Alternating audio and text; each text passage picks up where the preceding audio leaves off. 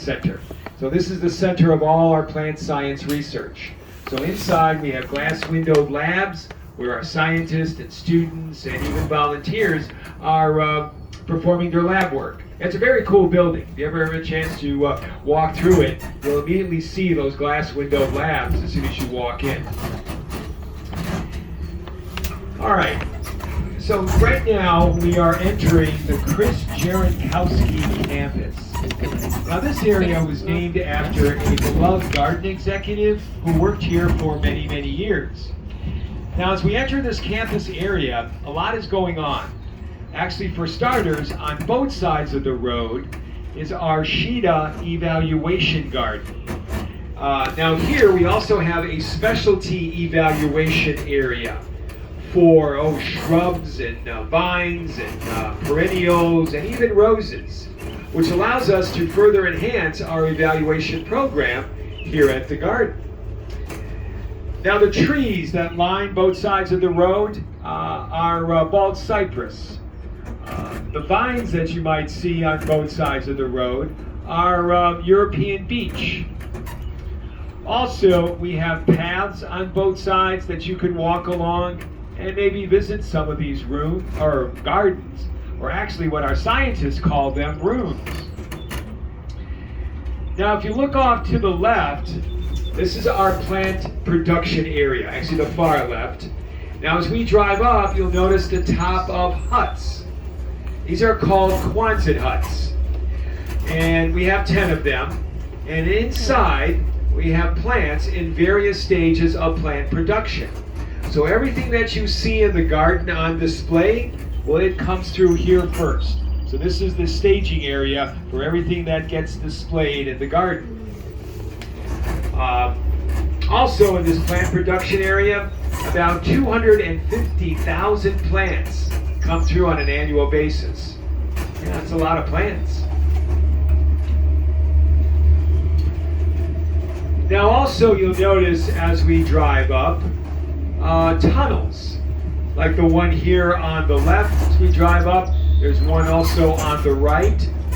Now these tunnels are eventually going to be shaded. Yeah, we're getting there. I mean, just maybe more on the top. But the shade's going to be provided by crabapple vines. And those are crabapple vines. Now the glass house here on the left, this is our greenhouse. A 55,000 square foot greenhouse where actually inside we have 28 separate greenhouses along with 37 climate controls. Yeah, it's really a pretty amazing building. I was had the fortune of walking through it one time, and it's very impressive. The fans that you see along the side, some of them are maybe even running, well, they're doing their job. They're actually providing additional growing conditions. Also, the roofs open and close as well. And also inside, we have about 11,000 square foot orchid area where we can grow our usual orchids and tropical plants. Yeah, I think it's a pretty cool greenhouse. Also, right here, the area that we're driving through, this is where it all began. So we opened the garden in 1972. So at that time, right here, our very first garden as well as a small greenhouse. See, you guys, aren't you glad you hopped on? You're driving through history? Yeah. All right, now I'm going to make a tight turn onto this bridge, but before I do, that screened area or screened porch, as well as next to the brick building, this is where we house our bonsai tree collection. Now for some, a bonsai tree is an ancient tree. Actually, here we have about 280 in our collection. Yeah, pretty impressive. Well, right now, we are passing through our South Weir. Now, if you're wondering what is a weir, well, we're actually looking at it. Two bodies of water. The one on the right is our lake system. The one on the left is our Skokie River. And below this bridge is a dam to form a weir. Now, the Skokie River I'll talk about shortly, because right now we're entering the Dixon Prairie. Now, I think this is a very cool area here, because at one time, this was all flat. So we went along and recreated 6 prairie types. Now maybe you might know this, but what's a prairie? Well, if you said grassland, that's what we have here, 6 of them. And the first one is actually on both sides of the road. It's called a bur oak prairie or grassland. Now you'll notice very few trees here. Well, yes, you have a few here on the right, but typically you'll find very few trees in a prairie because of natural wildfires. Except here, these trees, well, they're called bur oak trees. And they have a natural fire-resistant bark that allows them to survive natural wildfires. Yeah, it's pretty cool. Now the next prairie is off to the right. That island, that's called Marsh Island. An example of a wet prairie. So that's a wet prairie. The boardwalk, well, that could just take you over to the other side and keep your feet dry as well. Now all along the Dixon Prairie, we have paths that you can walk along and maybe get a better feel or the sights and smells of a prairie. The next prairie is off to the left. This is a tall grass prairie. Now at one time, the state of Illinois, about 60% was covered in prairie. Yeah, because that's why we got the nickname of our state, the Prairie State. Also in the back of the, behind this tall grass, those are mud flats. That's a mud flat back there. And also the tall grass was one of the more common prairie types around the Chicagoland area. Well, right now, the state of Illinois, now it's less than 1% of natural prairie. Maybe we should rethink the nickname. Now the next prairie type is off to the right. But before I talk about this hill, the flowers that you see along the side, like the red or pink, they're called crown flowers. Those are crown flowers. Now back to the hill, well this represents another prairie called a gravel hill prairie. Now way back when, glaciers would have left behind hills of gravel and sand. Now this is known to be more of a drier prairie than the others because the rainwater, well it would run through the gravel and sand. And up at the top, it would bloom earlier than the rest of the prairie. And then that rainwater, as I mentioned, that would run through the gravel and sand, well, it would collect at the bottom or at the foot of the hill to form another prairie called a fen prairie. And then the water would be used as a reservoir for the fen prairie. Now, it's pretty amazing how it all comes together. And then here again, those are some of the those crown flowers as I was referring to. Well, this is our garden. And along the shorelines, we have hundreds of native plants growing, which allows us to create an inviting habitat for, muskrats, crawfish, turtles, dragonflies, even snakes. Oh my! Now, the last prairie type is off to the right. This is called a sand prairie. Now, as we pass on the right, you'll notice those are sand dunes. Yeah, I know it's kind of hard to tell, but those are sand dunes, which form this sand prairie. And this type can be found along the southwestern area of Lake Michigan, so close by.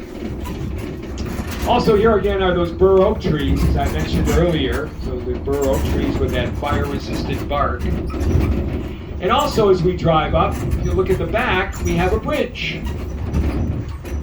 That's our trellis bridge. Now it can take you from the Plant Science Center, which we just passed, over to Evening Island, which we'll pass shortly. Also here on the right as we drive up, this is called Festival Field. Also you'll notice on the right as well, a art installation.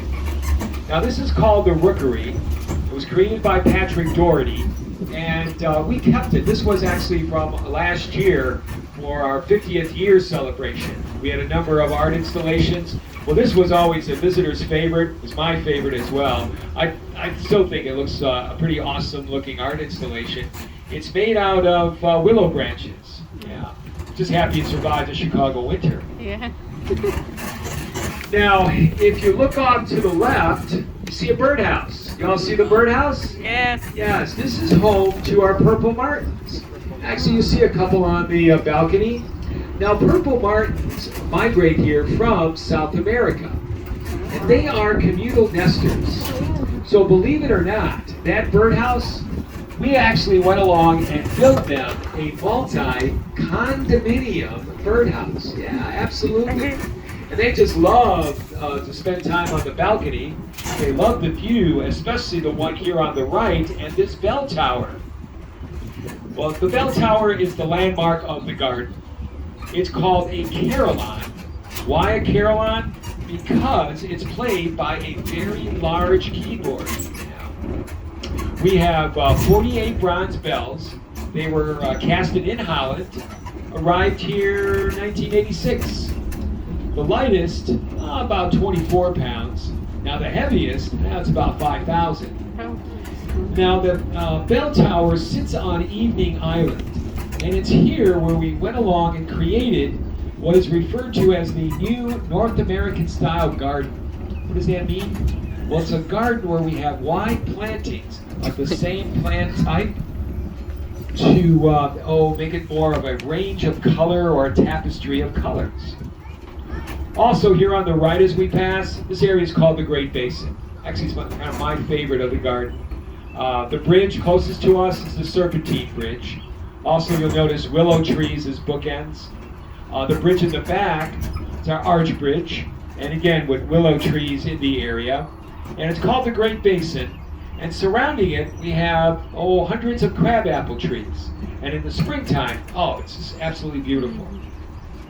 Now that Serpentine Bridge can take you to the next garden, again here on the right, called Sensory. Now this is a fun garden because yes, you can get in touch with some of your senses, like sight as well as smell. Now on this side of the garden, you'll find a mini woodland path. On the opposite side or on the east side, more of a flowery garden. Also, we have a hilltop. And if you do explore this garden and take it to the top, I think offers a great view of the Great Basin as well as the east side of the garden. Now next to Sensory is another garden called Enabling. It's right next to it.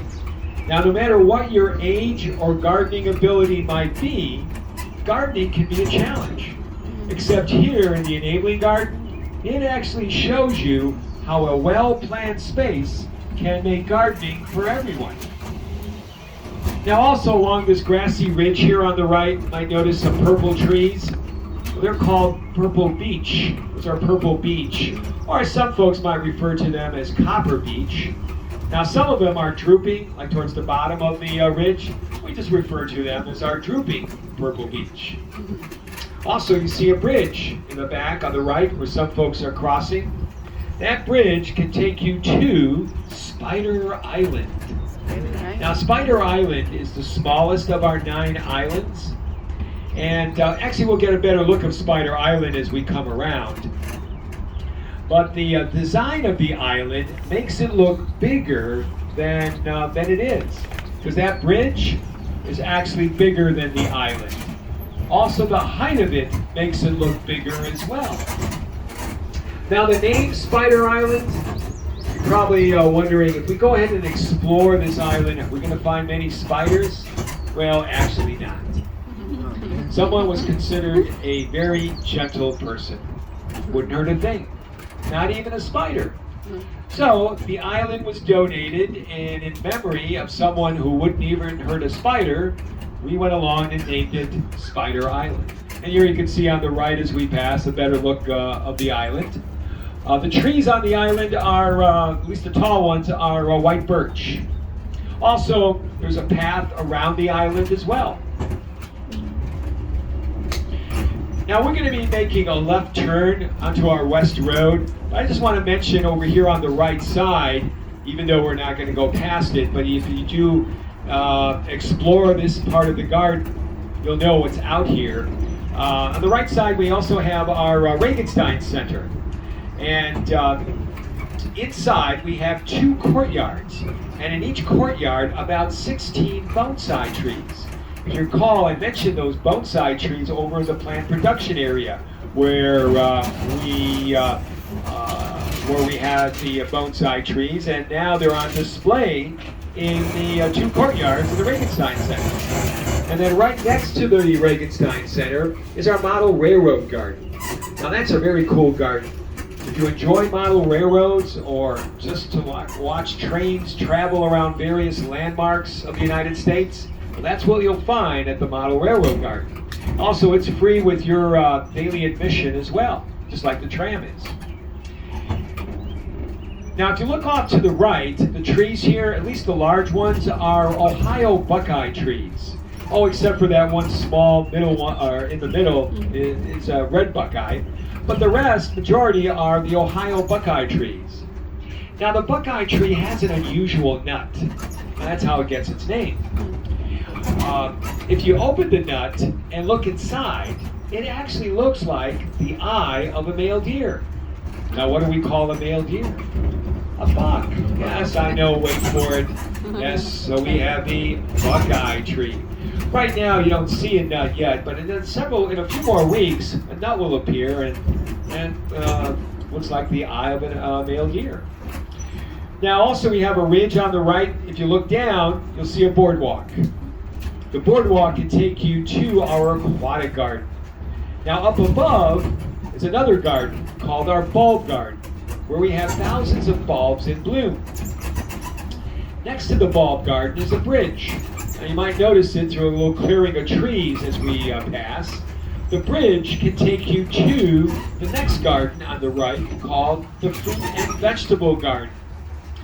Now also, there's a clearing of trees. If you look through it, you'll see a small hill. On top of that hill are two lime green boxes. Maybe you can see them as we pass. Those lime green boxes are beehives. Yeah, that's right, beehives. Now, we're well aware of issues regarding honeybee die-off, because as some of us know, honeybees are very important to us. They pollinate our food crops. So besides the two that are on the hill, there's a total of 8 in this garden here on the right called the fruit and vegetable garden, as I mentioned.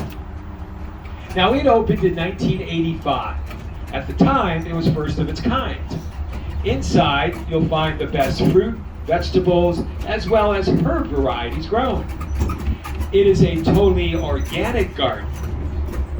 Now, outside, we have an apple orchard as well as pear trees, along with several vegetable beds.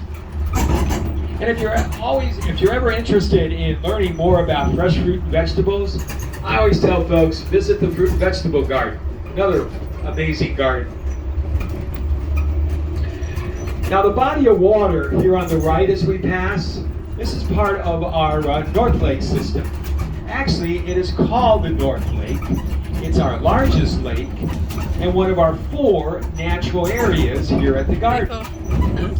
Now, if we were driving by, about 11 years ago, this entire lake area would have been dry because we needed to start a restoration project. Now, why a restoration project? Well, our shorelines were literally falling into the lake. They were literally falling into the lake. So, we started off by draining about 54 million gallons of water. It's a lot of water. Then we shored up the edges, planted over 100,000 water-loving native plants to stabilize the slope, and then it took about 33 days to refill the lake to what we now see today, our beautiful North Lake. That was a pretty amazing project. Now also, as we come around the bend here on the right, we have a meadow. Well, this is called Oak Meadow because these 2 large, broad-branching trees are oak trees. Now, there are several species of oak, such as white oak as well as red oak. As a matter of fact, that's what these 2 are. One's a white and the other one is a red. Now, how can I tell? Well, the white oak, they tend to have more of a soft, rounded leaf. The red oak, it's more pointed. Also, the white oak is actually the state tree of Illinois. Yeah. See, so now you can go home or to a party, and if it's boring, you can hold court and tell them, you know what? We just learned that the white oak is the state tree of Illinois. I'm sure that party will be very lively. All right. Anyway, also as we come around, you can see the back of our fruit and vegetable garden where we have our apple orchard. Now, hopefully just a couple interesting facts about the garden. We have, about 385 acres. 1/4 of it is water. Also, number of trees here, right? Well, how about over 14,000 trees on 28 gardens and 9 islands. Now, speaking of trees, you'll notice here this trio as we pass. This is a trio of Serbian spruce. They are a tall, slender tree, and their native land is Serbia. They tend to have more of a flat, dark green needles. And actually, in their native land, they can grow as high as 50 to 60 feet high. Now, another large tree on the right as we pass is this weeping willow. Actually, it's my favorite. Willows, as a matter of fact, we saw some in the Great Basin. They just have this airy form to them, as well as they flow in the breeze. Also, another interesting tree is this little smaller one here. If you look closely, you'll see thorns coming out of the bark. Yeah, it's a very thorny bark. That's called a honey locust. And Native Americans use that type of tree for weapons, like their arrows. Yeah. Now, also, in regards to the willows, they are a significant part of our tree collection here at the garden. We have about 100 different species of willows. Now, also here, you're probably familiar with these type of trees on the left, evergreens, or actually we call them conifers. But yeah, those are our evergreens as well. And one last note about the bark of the willow. It's known to be nature's aspirin because the active agent that was found in the bark of the willow was used as the basis for the discovery of aspirin. Yeah. So I guess those folks at Bear had something going on. Now, also on the right here, the area here as we pass, this is called the Cove.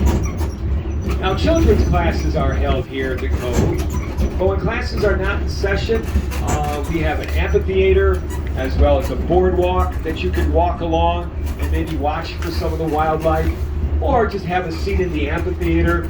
I think offers a great view of the North Lake, as well as it's just a nice, quiet, relaxing, peaceful setting. And the path that leads you to the cove is right up here on the right as we pass. So that will lead you to the entrance to the cove.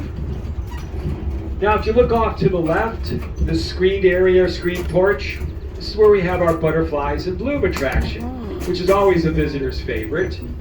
And actually, it is free again with your daily admission, just like the. And this is my third stop as well. But right next to it is our learning campus, and this is the center of all our nature learning. So inside you find classrooms and a nature laboratory, even a nature preschool. Well, everyone, this is our third stop. Now, if you want to go and visit Butterflies in Bloom, you're more than welcome to, because then what I'm doing is I'm just going to continue and just back into the Welcome Plaza, okay? So it's up to you. If you guys have some interest in butterflies, go for it. If not, I can understand. I'll just take you back to the Welcome Plaza. Yay, nay?